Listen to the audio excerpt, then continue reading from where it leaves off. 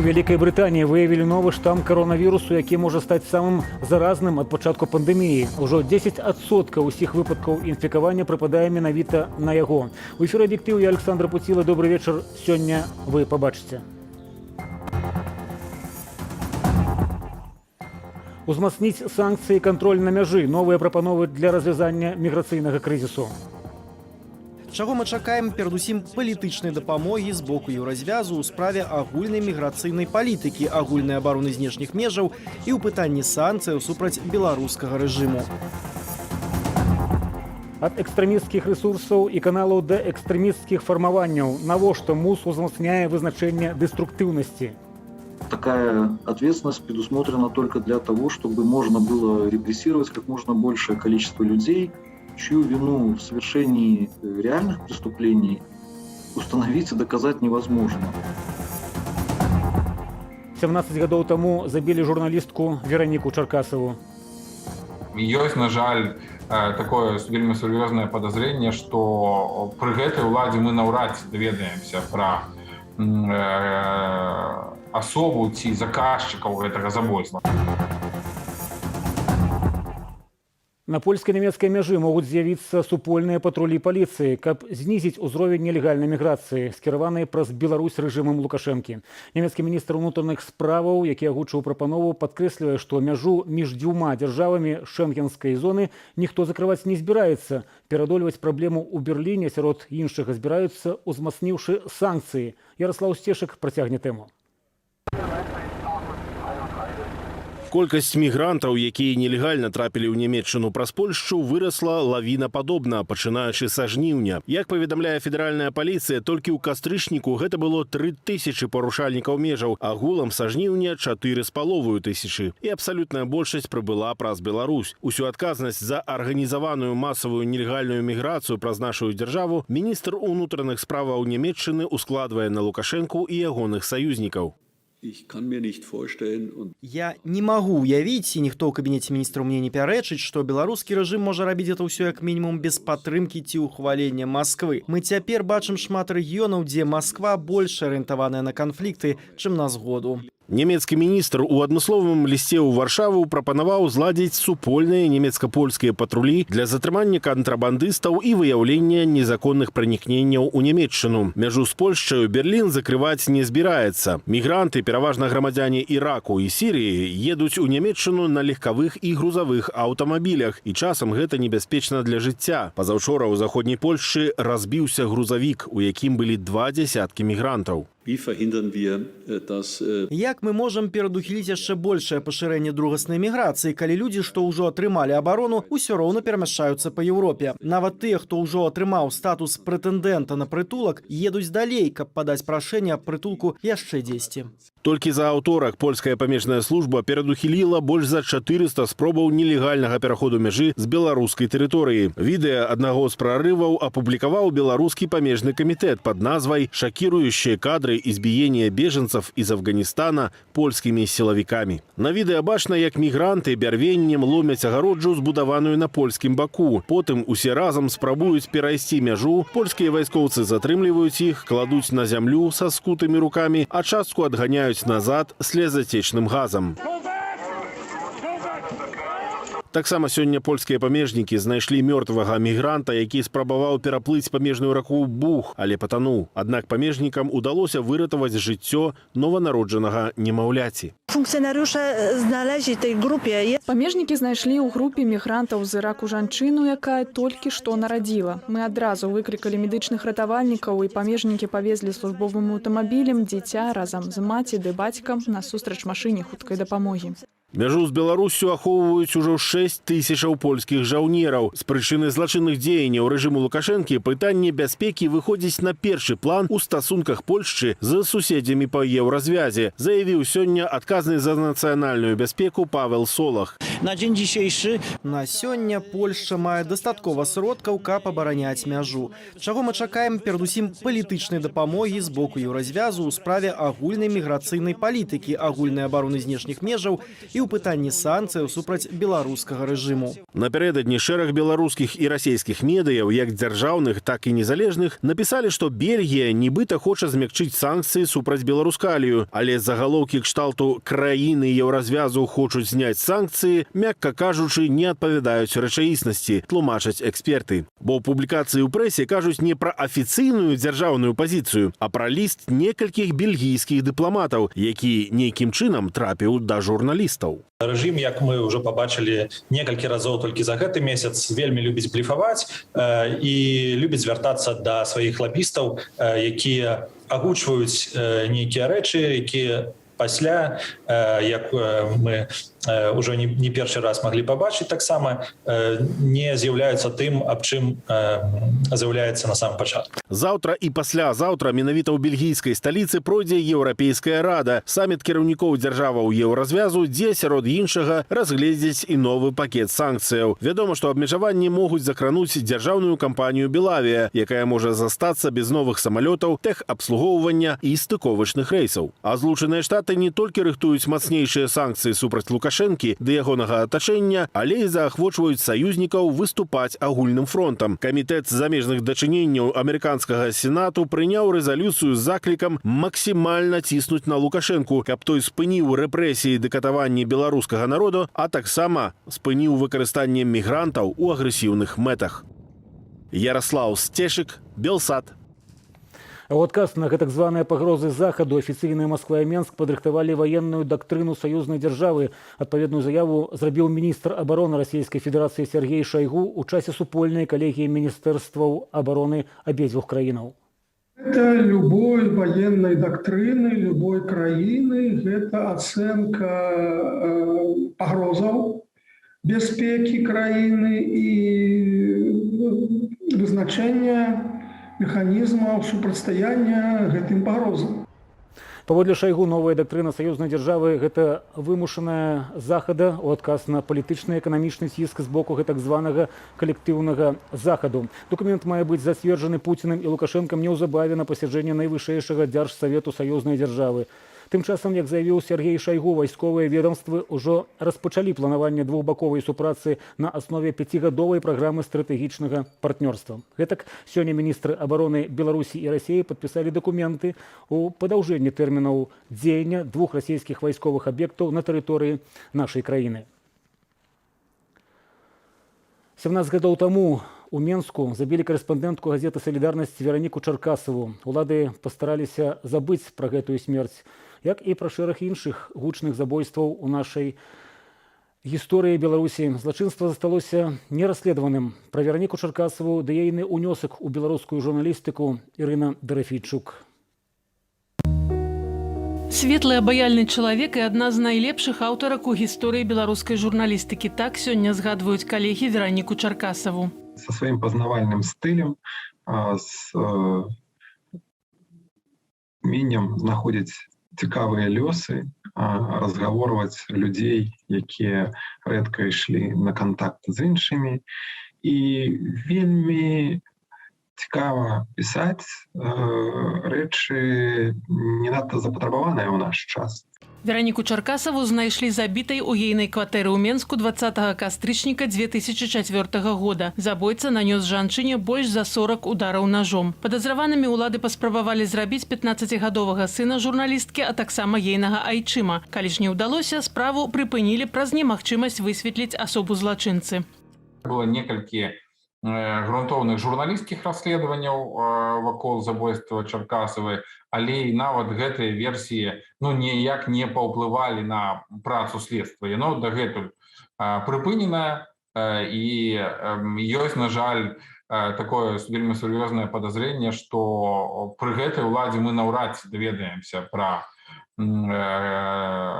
асобу ці заказчыкаў гэтага забойства. Следства адразу галоўнай версіяй лічыла забойства на побытавай глебе, але калегі Чаркасавай звязваюць гэтае злачынства з прафесійнай дзейнасцю журналісткі. Яна могла мець інфармацыю датычна аднаго банку, які быў замешаны ў сумнівных аперацыях, але, на жаль, далей мусіла высвятляць следства, аднак яно не было надта ў гэтым зацікаўлена. Пасля смерти журналісткі сябры і родныя уклалі зборнік з яе артыкулаў, многія з якіх застаюцца актуальнымі і сёння. Тут нядаўна прэзідэнт па тэлевізары палохаў народ абяцаннямі прымусіць усіх полюбіць радзіму. Дазволю сабе выступіць сустрэчную ініцыятываю. А што, калі нашая радзіма таксама паспрабуе полюбіць нас, такімі, якія мы ёсць? Можа быць, тады і нас не давядзецца прымушаць, і будуць нашыя пачуцці ўзаемнымі, моцнымі і натуральнымі. Журналистская работа – это каждодневный труд, постоянные поиски ответов на вопросы, которые ставятся самой жизнью. Вероніка Чаркасова была адной з запачаткавальнікаў у Беларусі жанру журналісцкага расследавання, лічыць намеснік старшыні Беларускай асацыяцыі журналістаў Барыс Гарэцкі. Яшчэ тады, напрыканцы 90-х, на пачатку 2000-х, ім удавалася рабіць якасныя расследаванні, не маючы інтэрнэта, не маючы сучасных нейкіх праграмных сродкаў, яны рабілі вельмі глыбокія матэрыялы і вельмі глыбокія публікацыі. За тыя 17 гадоў, што прайшлі з дня смерці Веронікі Чаркасавай, праблемы незалежных журналістаў у Беларусі нікуды не падзеліся. Сёння у гадавіну забойства Веронікі Чаркасавай мы зноў сутыкаемся з апалай на чарговае выданне «Ператрусы ў новым часе». Відавочна, што ўлада працягвае разглядаць журналістаў як нейкіх сваіх ворагаў. Ператрусы прайшлі ў офісе выдання і ў кватэрах галоўнай рэдактаркі «Новага часу» Аксаны Колб ды намесніка рэдактара Сергея Пуйшы. Агулам жа колькасць аглядаў да ператрусаў у працаўнікоў медыяў толькі ў гэтым годзе набліжаецца да 140. 28 нашых калегаў застаюцца за кратамі. Ірына Дарафейчук, Белсат. У Берасці штрафам за распаўсюд экстрэмісцкіх матэрыялаў пакаралі тык-ток-блогера, на якога ўжо ціснулі праз ягоных бацькоў. Аднак сілавікі пайшлі далей. Цяпер яны збіраюцца шукаць і прыцягваць да адказнасці цэлыя супольнасці ў сацыяльных сетках, прызнаючы іх экстрэмісцкімі фармаваннямі. Марыля Дакуцька. Міністэрства ўнутраных справаў прызнала тэлеграм-канал і чат дружыны народнай самаабароны экстрэмісцкім фарміраваннем. Гэта ўжо 4-ты рэсурс, які займеў такі статус. Дагэтуль каналы і нават медыйныя рэсурсы масава ўносілі ў спіс экстрэмісцкіх. У шэрагу першых экстрэмісцкіх сродкаў масавай інфармацыі прызналі Белсат. Маючы за мэту знішчыць увогуле любое свабоднае слово ў Беларусі, улады записваюць у экстрэмісты пачкамі. Таму, па вялікім рахунку, мне падаецца, што асабліва ніякага ўплыву такога моцнага на нас гэта не зрабіла. Закон аб супрадзеянні экстрэмізму прынялі ў Беларусі яшчэ ў 2007 годзе. Са словаў юрыста праваабарончага цэнтру «Вясна» Паўла Сапелкі, гэта быў цалкам натуральны працэс у сувязі з пагрозаю тэрарыстычных замахаў. Аднак у міжнароднай практыцы такія акты прымаюцца ў дачыненні гвалтоўнага экстрэмізму. У нашай жа краіне закон праследуе зусім іншыя мэты. Понятие экстремизм, его скорее стали использовать как средство борьбы не с проявлением насилия и насильственных каких-то террористических, что ли, за которыми следуют террористические действия, а для преследования часто інакамыслія. Пакаранне паводле экстрэмісцкіх артыкулаў, штраф, арышт ці пазбаўленне волі да 7 гадоў. Сёння 7 сотняў арышту атрымаў актывіст Алексей Панамароў з Полацку за перадрук у соцсетцы УКонтакце матэрыялу са старонкі нашага тэлеканалу. У Гомлі зліквідавалі фонд «Разам тут», які дапамагаў людзям з інваліднасцю. Самая главная причина, вот указано, что Андрей поддержал воззвание Координационной Рады о несогласии с выборами. Его эта поддержка, было это опубликовано 18 августа 2020 года на интернет-сайте «Флагшток». У кастрычніку гэтага года Савет міністраў прыняў пастанову, якая пашырыла магчымасці праследу ўжо цэлых супольнасцяў. Указанное постановление регламентирует порядок признания экстремистскими формированиями тех граждан, которые объединились различными способами, включая использование интернет-ресурсов в целях создания экстремистских материалов, их популяризации и распространения, а также осуществления иной деятельности, направленной на причинение вреда национальной безопасности нашего государства. Гэты крок прывядзе да большай колькасці затрыманняў і прыцягнення да адказнасці. Такая ответственность предусмотрена только для того, чтобы можно было репрессировать как можно большее количество людей, чью вину в совершении реальных преступлений установить и доказать невозможно. А это чаще всего свидетельствует о том, что эти люди невиновны. Максімальнае пакаранне за стварэнне экстрэміскага фарміравання ці кіравання ім пры умовах паўторнага парушэння адпаведнага артыкулу крымінальнага кодексу прадугледжвае тэрмін зняволення да 10 гадоў. Марыля Дакуцька, Белсад. За распаўсюд дэструктыўных, зразумела, на погляд уладаў матэрыялаў сёння павінныя былі судзіць крычаўскага журналіста Сергея Няроўнага. Гаворка пра падабайку ў Фейсбуку для порталу Тутбай. До суда Няроўнага утрымлівалі ў изолятары, а ў дому правялі ператрус з выняццем тэхнікі. Прысуду, аднак, гэтак і не прагучала. Суддзя пастанавіў адправіць матэрыялы справы на дапрацоўванне. А калі Сергей Няроўны выходзіў з суда, яго затрымалі паводле ўжо новай адміністратыўнай справы і адправілі ў ічу да чарговага паседжання. Што цяпер ставіць у віну журналісту, невядома. Прысуд за падабайкі і рэпосты напярэдадні прагучаў таксама ў Нясвіжы. Мясцовая Феміда прызначыла 3 гады гэтак званай хіміі для Андрэя Ломшы. Суддзя Дмітрый Гвозд палічыў лайк і рэпосты публікацыяў пра міліцыянтаў, суддзяў і Лукашэнку ў аднакласніках паклёпам і абразай прадстаўнікоў улады. Сёння на бруднеўскіх могілках у Варшаве развіталіся з легендарным журналістам, літаратарам, грамадскім дзеячам, адным з найбольш выбітных перакладчыкаў беларускай літаратуры на польскую мову Чэславам Сенюхам. Вельмі значная праца спадара Сенюха, пераклад «Новай зямлі» Якуба Коласа, над якім ён працаваў 10 гадоў. Нарадзінец вёскі Любча на Навагаршчыне Чэслаў Сенюх разам з сям'ёю пераехаў у Польшчу яшчэ ў 1945 годзе, аднак бацькаўшчыны ніколі не забываў. Светлая памяць і ўдзячнасць ад усіх беларусаў Чэславу Сенюху.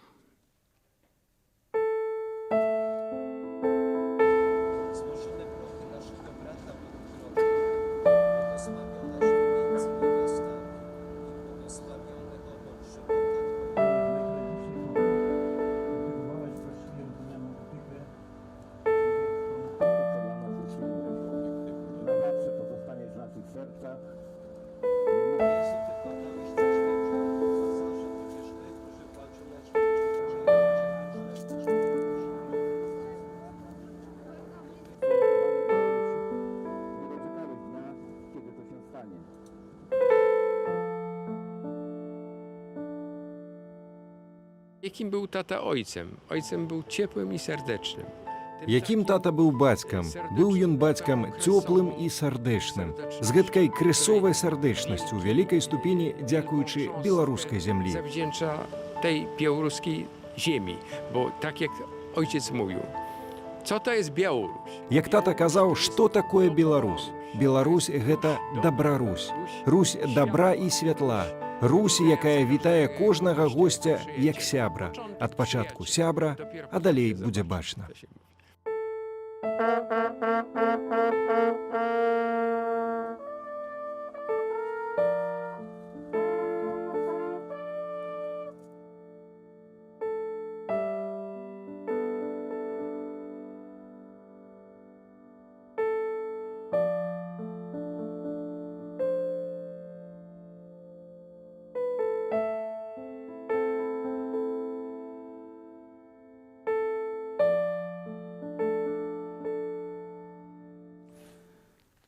Актывістка Наталья Херше адзначае сваё 52годдзе ў далечыні ад родных і блізкіх у магілёўскай турме нумар 4. Апошні раз ёй дазволілі патэлефанаваць брату ў мінулую суботу. На жаль, ніякіх выключэнняў. Тым больш, што гэта турма строгага рэжыму. Разумееце, яна знаходзіцца ў клетцы, памяшканні на 6 месцаў, яна адна. То есть яна адна ў камеры. Вось, але і мае добрую бялізну, яна мае шпацыры не паўгадзіны, як у гомлі, а гадзіну у цывільным добрым дворыку, які ёй вельмі падабаецца. І гэта самае галоўнае, што я лічу для яе. Цяпер Наталья мае праблемы са здароўем. Як паведаміў Белсату брат палізняволенай, у яе выпадаюць валасы. Родныя спрабуюць перадаць для Наталі лекі, выпісаныя ёй швейцарскім лекарам. Але, нягледзячы на складаныя ўмовы, жанчына захоўвае бадзёрасць духу і не выракаецца сваіх перакананняў. Беларуску затрымалі летась 19 верасня на жаночым маршы і асудзілі на 2,5 гады калоніі агульнага рэжыму за тое, што яна сарвала маску з амапаўца. Не так даўно Наталья была пераведзеная з гомельскай калоніі ў магілёўскую турму. Геннадзь Касьян просіць усіх неабыякавых павіншаваць ягоную сястру з народзінамі. Найпрасцей гэта можна зрабіць праз бланк гібриднай пошты. Адрес для тэлеграмаў і лістоў вы бачыце на сваім экране.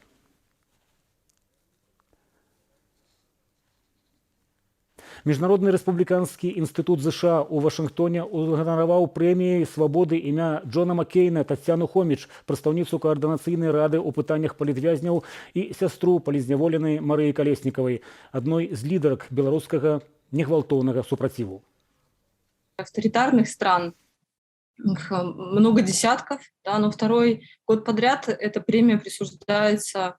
Одна из номинаций, да, она все-таки достается Беларуси. Это говорит о том, что для демократического мира, да, международного, это очень важно, да, чтобы Беларусь на самом деле становилась на эти демократические рельсы, чтобы как можно быстрее в Беларуси произошли изменения, да, Беларусь стала свободной страной. Разом з Таццянай Хоміч прэмію свабоды таксама атрымалі дэмакратычныя лідары М'янмы, Літвы і Кубы. Прэмія свабоды ўручаецца ў ЗША міжнародным рэспубліканскім інстытутам штогод з 1995-го. Лаўрэатамі робяцца дзеячы, якія, на думку журы, зрабілі значны ўнёсак у прасоўванне свабодаў і дэмакратыі ў свеце. Летась сярод лаўрэатаў таксама былі беларусы Святлана Ціханаўская, Марыя Калеснікава і Вераніка Цэпкала. Это ўсе тэмы аб'ектыву на сёння. Больш інфармацыі ў нашых сацыяльных сетках. Далей у эфіры размова Цыганкова. Пра якую трансфармацыю рэжыму сведчыць усё больш частае прызначэнне на кіроўныя пасады сілавікоў. Ці звязанае гэта з запланаваным на люты рэферэндумам? На гэтыя ды іншыя тэмы гутараць палітычныя аглядальнікі Віталь Цыганкоў ды Ігар Ільяш. Глядзім неўзабаве, а пакуль у мяне ўсё. Да пабачэння.